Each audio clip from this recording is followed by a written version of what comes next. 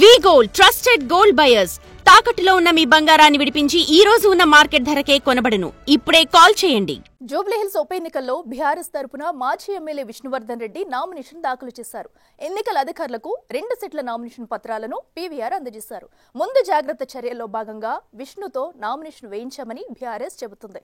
ఇప్పటికే బీఆర్ఎస్ అధికారిక అభ్యర్థిగా మాగంటి సునీత నామినేషన్ కూడా వేశారు. అయితే ఆమె రాజకీయాలకు పూర్తిగా కొత్త కావడంతో సునీత నామినేషన్ స్క్రూటినీపై అనుమానాలతోని గులాబీ పార్టీ విష్ణుతో నామినేషన్ వేయించినట్లు చెప్తున్నారు. జూబ్లీహిల్స్ ఉప ఎన్నికల్లో ఆసక్తికర పరిణామం చోటు చేసుకుంది. ఈ బైపోల్స్ లో బీఆర్ఎస్ అందరికంటే ముందుగా దివంగత ఎమ్మెల్యే మాగంటి గోపీనాథ్ సతీమణి మాగంటి సునీతను అభ్యర్థిగా ప్రకటించింది. అయితే అనూహ్యంగా నామినేషన్ల గడువు ముగిసే సమయానికి గులాబీ పార్టీ నుంచి ప్రస్తుతం ఆ పార్టీలో ఉన్న మాజీ MLA P Vishnuvardhan Reddy nomination దాఖలు చేశారు. బైపోల్ అభ్యర్థిలో నిలిచేందుకు బీఆర్ఎస్ పార్టీ అభ్యర్థి మాగంటి సునీత ఇప్పటికే నామినేషన్ దాఖలు చేశారు. షేక్పేట తహసీల్దార్ కార్యాలయంలో ఎన్నికల రిటర్నింగ్ అధికారికి ఆమె నామినేషన్ పత్రాలు సమర్పించారు.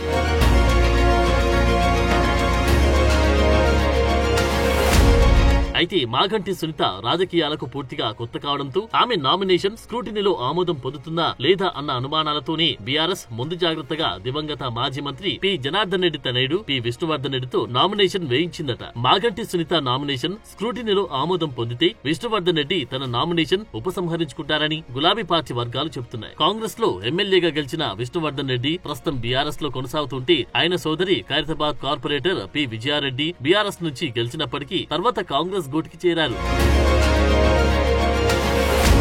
మొత్తానికి హైదరాబాద్ లోని జూబ్లీహిల్స్ నియోజకవర్గ ఉప ఎన్నిక పొలిటికల్ హీట్ పెంచుతుంది. బీఆర్ఎస్ ఎమ్మెల్యే మాగంటి గోపీనాథ్ హఠాన్ మరణంతో ఈ స్థానానికి ఉప ఎన్నిక ఖరారైంది. ఇప్పటికే ఎన్నికల నోటిఫికేషన్ విడుదల చేసిన అధికారులు బైపోల్ నిర్వహణకు చర్యలు వేగవంతం చేస్తున్నారు. అటు రాష్ట్రంలోని ప్రధాన పార్టీలైన కాంగ్రెస్, బీఆర్ఎస్, బీజేపీ తమ అభ్యర్థిని ప్రకటించాయి.